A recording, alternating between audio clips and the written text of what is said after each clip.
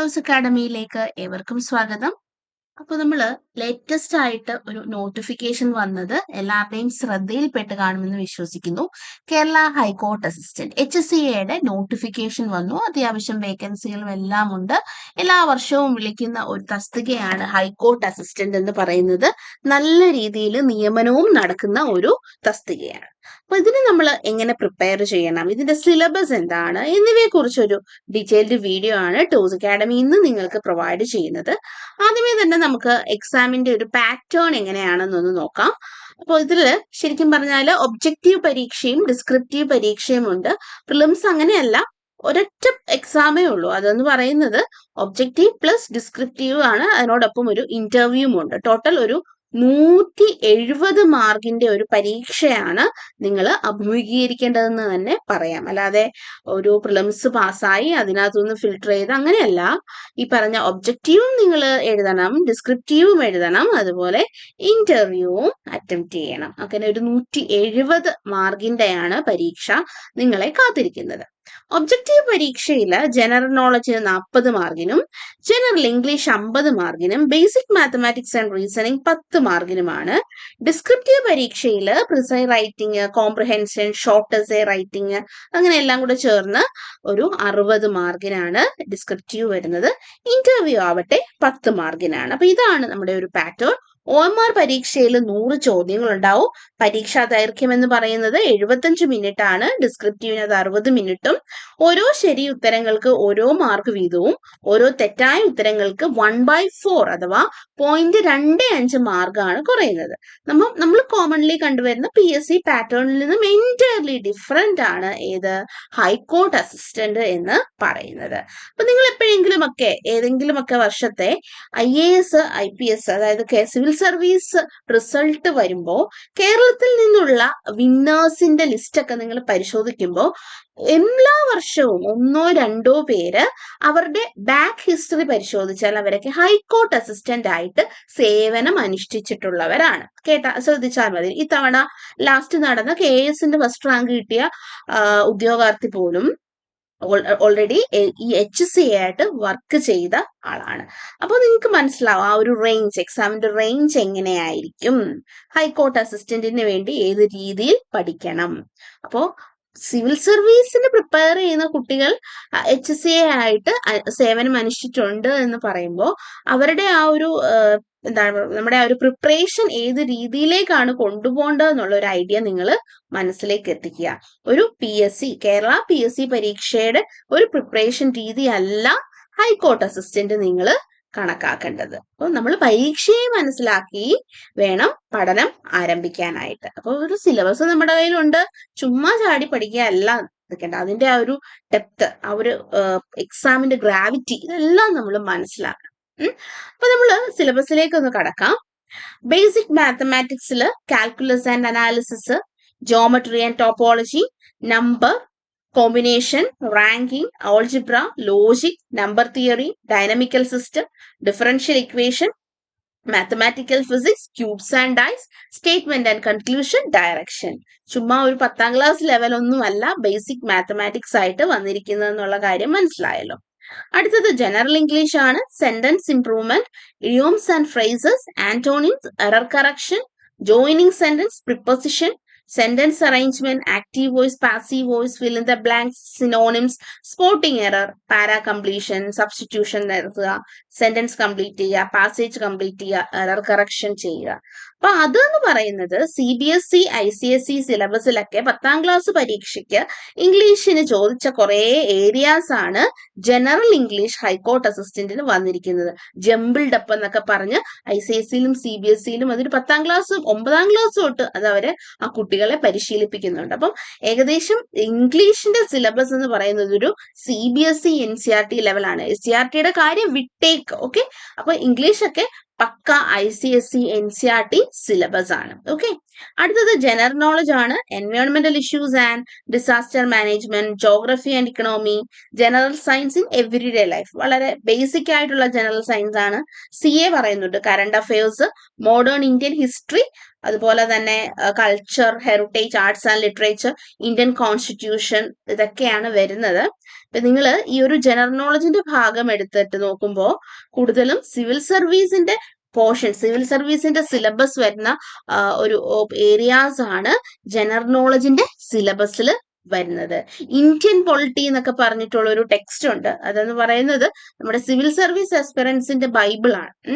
ആ Indian polity ആണ് കൂടുതലും ഇതിനകത്ത് മെൻഷൻ ചെയ്തിരിക്കുന്നത്. കോൺസ്റ്റിറ്റ്യൂഷൻ ഭാഗം ഇന്ത്യൻ പൊളിറ്റി ആണ് നിങ്ങൾ റെഫറൻസ് ആയിട്ട് തന്നെ ഉപയോഗിക്കേണ്ടത്. ഓക്കെ, പിന്നെ അവരുടെ ഒരു എൻവയോൺമെന്റലിന്റെ ഒരു ടെക്സ്റ്റ് ഉണ്ട് സിവിൽ സർവീസ് സ്റ്റുഡൻസിന്റെ, അതുമൊക്കെ റെഫറൻസ് ആയിട്ട് ഉപയോഗിക്കുന്നത് നല്ലതായിരിക്കും. അപ്പോൾ ഇതിന് ശരിക്കും ഒരു SSC level, UPSC level preparation ആണ് വേണ്ടത്.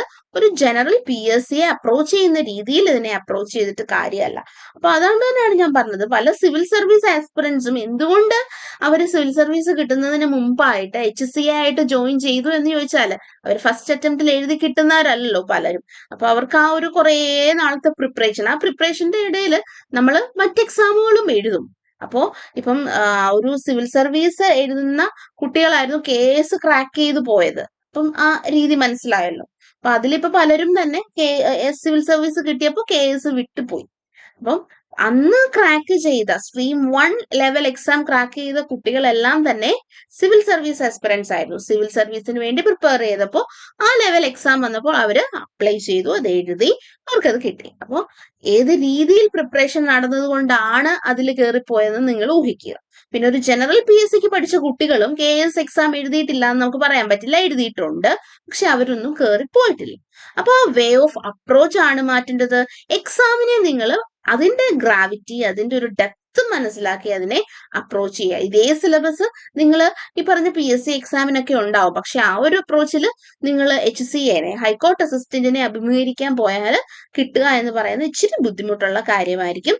പക്ഷേ സിലബസ് അറിഞ്ഞ് കൃത്യമായ റെഫറൻസ് ടെക്സ്റ്റ് ബുക്കുകളെ നിങ്ങൾ ഫോളോ ചെയ്താൽ നല്ല രീതിയിൽ നിങ്ങൾക്ക് എക്സാം ക്രാക്ക് ചെയ്യാനായിട്ട് സാധിക്കും. അതുപോലെ നിയമനം എന്ന് പറയുന്നത് താമസം വരില്ല, പെട്ടെന്ന് തന്നെ നിയമനം നടക്കുന്ന ഒരു ഏരിയയുമാണ് ഹൈക്കോർട്ട് അസിസ്റ്റന്റിന്റെ തസ്തിക എന്ന് പറയുന്നത്. അപ്പോൾ നമ്മൾ മാത്സിന് ആ ഒരു മാത്സിനും ഏറ്റവും CBSE ICSE ഇത് കൂടുതലും ബേസിക് ആയിട്ടുള്ള കാര്യങ്ങൾ പഠിക്കാനായിട്ട് CBSE NCERT ICSE സിലബസ് ഒക്കെ ഫോളോ ചെയ്യുന്നതാണ് ഏറ്റവും നല്ലത്. നമ്മൾ വിന്നേഴ്സിന്റെ നിന്നൊക്കെ ഓൾറെഡി ഹൈക്കോർട്ട് അസിസ്റ്റന്റ് ആയിട്ട് വർക്ക് ചെയ്തവരുടെ നിന്നൊക്കെയുള്ള ഡേറ്റ കളക്ഷൻ നടത്തിയപ്പോൾ അറിയാൻ കഴിഞ്ഞത് അവരിൽ പലരും ഈ CBSE കുട്ടികളെയും ICSE കുട്ടികളെയൊക്കെ പഠിപ്പിക്കുന്നവരാണ്. അപ്പൊ അവര് ട്യൂഷനൊക്കെ എടുക്കുന്നവരാണ്. അപ്പോൾ അവര് എന്താ ചെയ്യുന്നതെന്ന് വെച്ചാൽ അവരുടെ സോഷ്യൽ സ്റ്റഡീസും സയൻസും മാത്സും ഒക്കെ അവരും ഒപ്പം പഠിച്ചു എന്നാണ് പറയുന്നത്, ഇംഗ്ലീഷും ഒക്കെ. അപ്പൊ അങ്ങനെ അവർക്ക് കുറേ സ്കോർ ചെയ്യാനായിട്ട് സാധിച്ചു. കാരണം അങ്ങനത്തെ ഒരു സിലബസ് ആണ് NCERT ICSE CBSE level of എക്സാമിന്റെ ഒരു ലെവൽ, ഒരു രീതിയിൽ ഒരു സിലബസ് ആണ് പ്രൊവൈഡ് ചെയ്തിരിക്കുന്നത്. കാൽക്കുലസ് ഒക്കെ നിങ്ങൾ ഡിഗ്രി ലെവലിലേക്ക് പോകണം. ജോമെട്രി ഒക്കെ 10th 11th 12th നമുക്ക് അറിയാവുന്നതാണ്. അതുപോലെ കോമ്പിനേഷൻ, പെർമ്യൂട്ടേഷൻ ഇതെല്ലാം +1 ലെവലാണ്. അപ്പം കൂടുതലും ആ ഒരു CBSE ICSE ഫോളോ ചെയ്ത് ഒരു ബേസ് ഉണ്ടാക്കുക, എന്നിട്ട് ഡിഗ്രി ലെവലിലേക്കൊക്കെ കടക്കുന്നത് വളരെ നല്ല കാര്യമായിരിക്കും. മാത്തമാറ്റിക്സിന്റെ കേസിൽ എപ്പോഴും റെഫറൻസ് ആയിട്ട് CBSE ICSE നിങ്ങൾ സ്ട്രിക്ട്ലി ഫോളോ ചെയ്യുന്നത് വളരെ യൂസ്ഫുൾ ആണ്. ഇത് നമ്മുടെ റെക്കമെൻഡേഷൻ അല്ല, വിന്നേഴ്സിൽ നിന്ന് കിട്ടിയ ഡേറ്റ സജസ്റ്റ് ചെയ്യുന്ന ഒരു പോയിന്റ് ആണ്.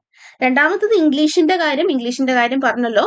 നിങ്ങൾ ചെയ്യേണ്ട ഒരു കാര്യം എന്ന് വെച്ചാൽ ഈ പറഞ്ഞ 10th ലെവലില് അവരുടെയൊക്കെ ക്വസ്റ്റ്യൻ ബാങ്ക് കിട്ടും. CBSEയുടെയും ICSEയുടെയും ഒക്കെ ക്വസ്റ്റ്യൻ ബാങ്ക് കിട്ടും. അപ്പൊ ആ ക്വസ്റ്റ്യൻ ബാങ്ക് വർക്ക്ഔട്ട് ചെയ്യുക.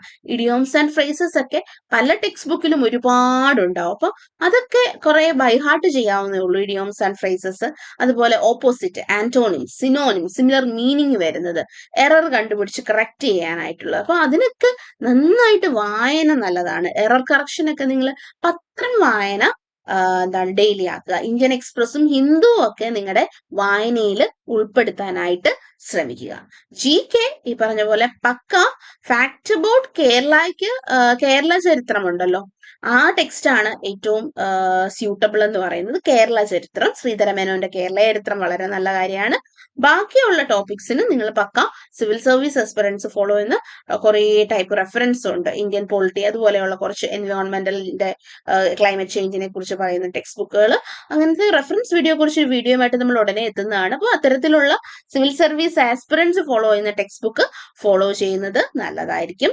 അതിനുശേഷം ഡിസ്ക്രിപ്റ്റീവ് എക്സാം ആണ്. അവിടെ പ്രിസീവ് റൈറ്റിംഗ്, കോംപ്രിഹെൻഷൻ, ഷോർട്ട് എസ്സേ ആണ്. അപ്പൊ അതിന് ജസ്റ്റ് ഒരു റാങ്ക് ഫയലിനകത്തുള്ള ഒരു 10 എസ്സേ, പണ്ട് 10ാം ക്ലാസ്സിലെ പിള്ളേർക്ക് ഇത്ര എസ്സേ ഇതൊക്കെയാണ് വരുന്നത്. അപ്പൊ അത് ഒരു ബൈഹാർട്ട് ചെയ്ത് പോകുന്നത് പോലെ അല്ല, മറിച്ച് നിങ്ങൾ എഡിറ്റോറിയൽ പേജുകൾ വായന സ്ഥിരമാക്കുക.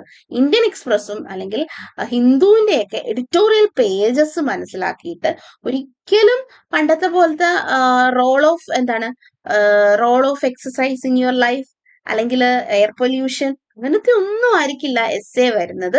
കറണ്ട് അഫെയറുമായിട്ട് റിലേറ്റ് ചെയ്തിട്ടുള്ള നിങ്ങളുടെ വ്യൂ അറിയിക്കാനായിട്ടുള്ള ക്വസ്റ്റ്യൻസ് ആയിരിക്കും എസ്സേ റൈറ്റിങ്ങിലും ഒക്കെ വരുന്നത്, പ്രസി റൈറ്റിങ്ങിലും ഒക്കെ വരുന്നത്. അപ്പൊ അത് ചെയ്യണമെങ്കിൽ നിങ്ങൾ പത്രവായന സ്ഥിരമാക്കുക.